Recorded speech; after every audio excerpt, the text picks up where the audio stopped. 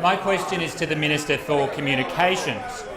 What steps is the government taking to ensure the rollout of fast broadband to Australians, and particularly people in my electorate of Banks?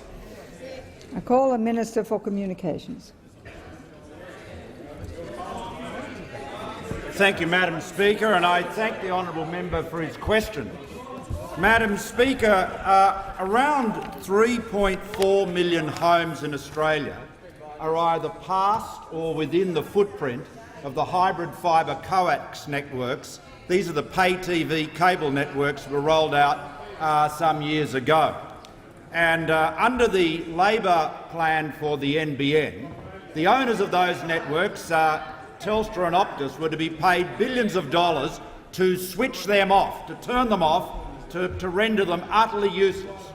Now, what we have done is we've been trying to mitigate the massive losses incurred by Labor in this project and get it built and underway properly, as we're doing. What we did was negotiate with Telstra and Optus to secure, for no extra money, access, indeed ownership, of the HFC networks. Now, those HFC networks, Madam Speaker, are not only able to deliver very high-speed broadband today, 100 megabits per second, but as the NBN Co announced last week, by 2017, using the DOCSIS 3.1 technology, we'll be delivering fibre-like speeds, 1 gigabit per second down, 100 megabits per second up. Now, when you consider that it costs over $4,000 on average to connect premises with fibre to the premises, and when you consider there are close to 3 million premises already passed by the HFC and 3.4 within the footprint, you can see that the amount of money Labor was going to waste by junking those networks was truly extraordinary.